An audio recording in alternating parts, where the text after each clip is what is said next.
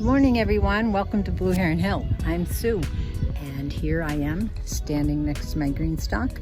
You can see lots of lush lettuces.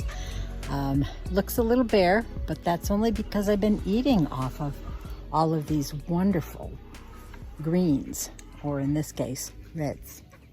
I finished off my spinach, and I've replanted a number of these pockets with more lettuce. And look at all of these that are popping up here. I hate to spend too much time in here today because it is very hot in here. This is really what I have left. Over here I have some basils.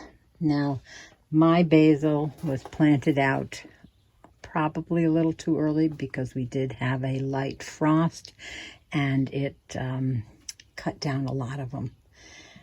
I'll show you out in the garden. Some are coming back, but I had to reseed a lot. So I have two varieties here. This is just the regular sweet Genovese basil. This is a cardinal basil, and I don't have any germination at all. I picked this because it has a very beautiful purple cluster of flowers. Back here I have lemon basil, which I haven't grown before. And this is cinnamon basil, which I have, and I absolutely love it. Makes a great tea, and it really smells like cinnamon. So these have got to go in. Now, next door here I have a couple sunflowers, which really look rather scraggly. I think it's just too warm in here. They don't get enough airflow. And these are going to go out into the garden. This is a Mexican sunflower, red torch. I absolutely love this. If you have the opportunity to grow these, oh, do it. It grows tall. Oh, I think at least 4 feet tall, and it gets very bushy and has these gorgeous, gorgeous red-orange blooms on it. It seems to bloom for me later in the summer, but it's spectacular. So I have 3 plants that I have to get out. These I just put in as a vine. I found a spot where I could put a trellis, and I'm going to use these mainly as a beacon for the pollinators. And then unfortunately I have one sad, lonely orphan pepper plant. Although it's doing wonderfully well, this is going to a friend. So she's out of town right now. When she gets back, surprise, surprise. So that's all I have in the greenhouse right now. I'm thinking of actually bringing in one of my tomato plants that I have in a pot outside and trying to grow that in the greenhouse. A lot of people do grow their tomatoes and peppers in a greenhouse. I will set it on the floor.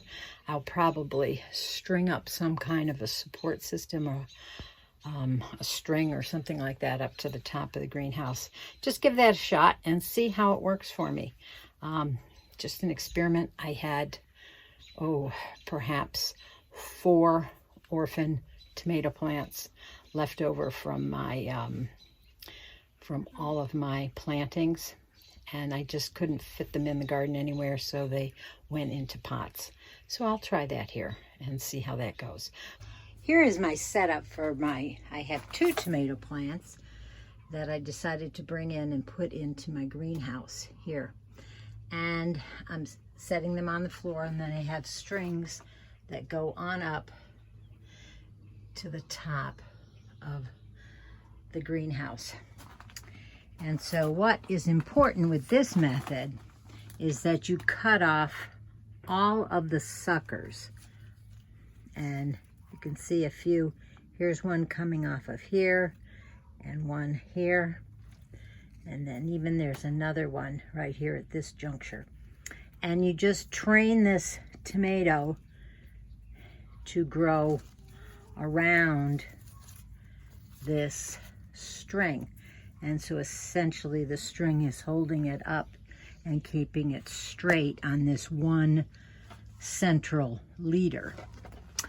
This tomato plant is a little taller, and already I have taken off suckers here, but you can see that I wound it around here.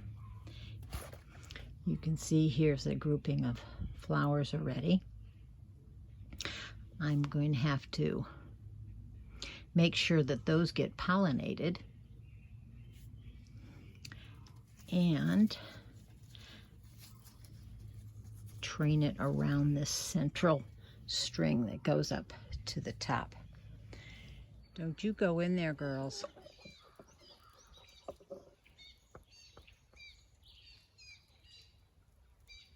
Maybe I should close that door.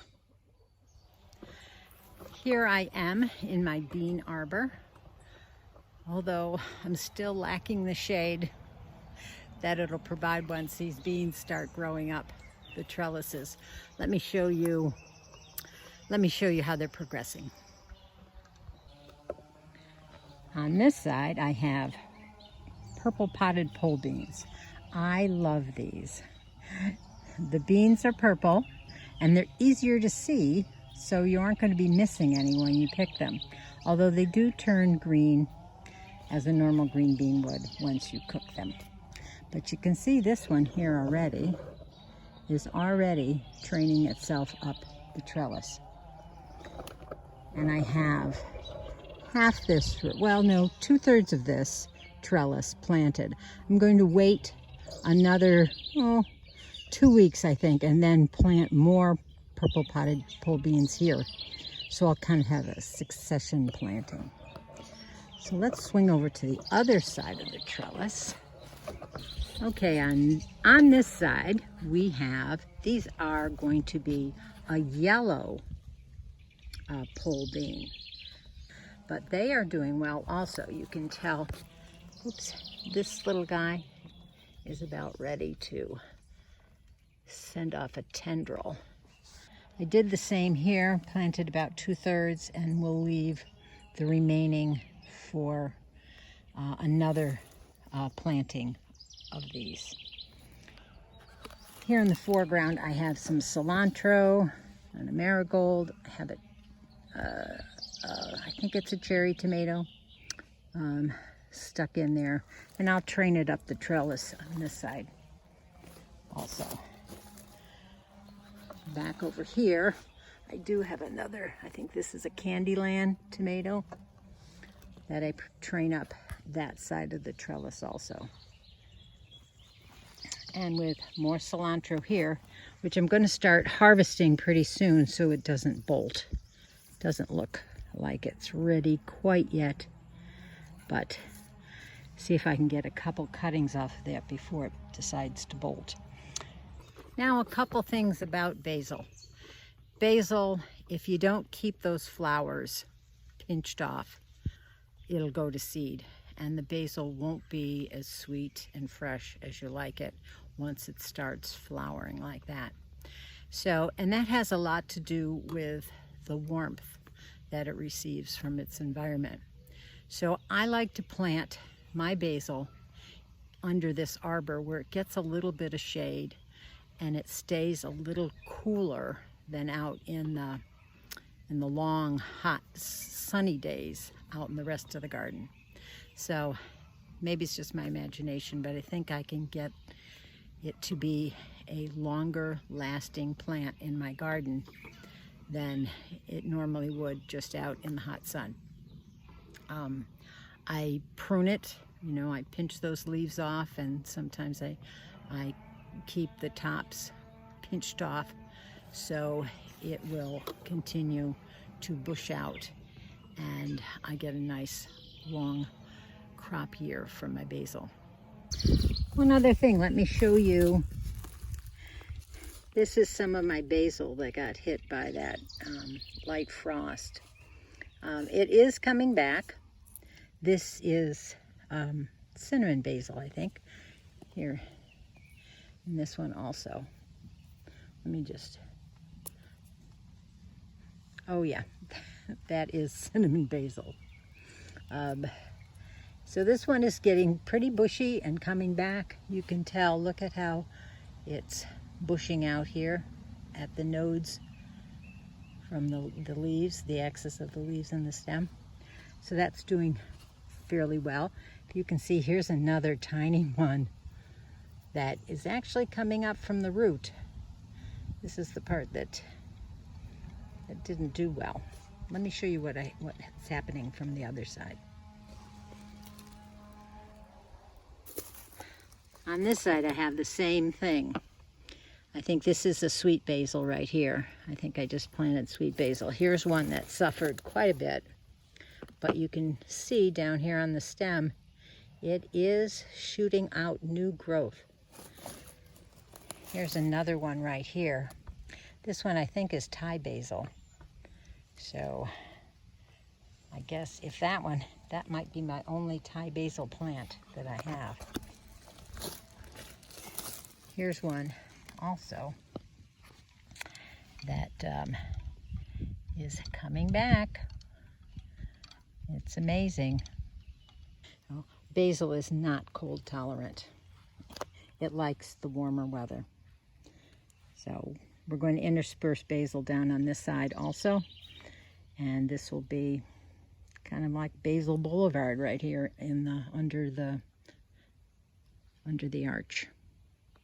Normally I prune these out to about 1 or 2 in each cell. And I didn't do that yet. And I'm going to plant them just like this. This particular one here I'll pull out is the cinnamon. And then once they get established, because they are pretty young, they only have their first true set of leaves on them. So, see, their roots are minimal, but healthy. And then once they form, you know, maybe another couple sets, then I'll prune it down to 1 or 2.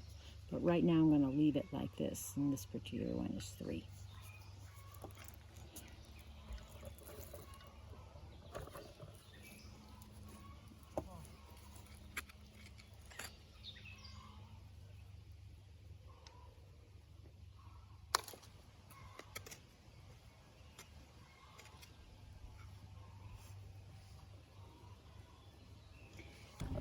Now these I'm going to have to keep well watered.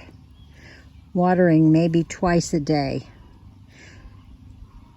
to keep them hydrated, because their roots are not so deep and we definitely need some rain, which we haven't gotten. But it is close to a drip irrigation line right here, so it should get additional moisture from that. So let me go and finish the rest of these. I have to find spots for a few more cinnamon basil and my lemon basil. I am so happy to have my basil planted in the ground. It's not as big as it would have been had we not had that frost. But anyway, it's there. I'm going to retry and sprout some of that purple basil, and we'll see how that goes. What kind of basil do you grow, and what do you use it for? I'd like to hear. Comment down below. So if you haven't already, subscribe, give me a thumbs up, share, all of that. And until the next time that we can go digging in the dirt, happy gardening. Bye.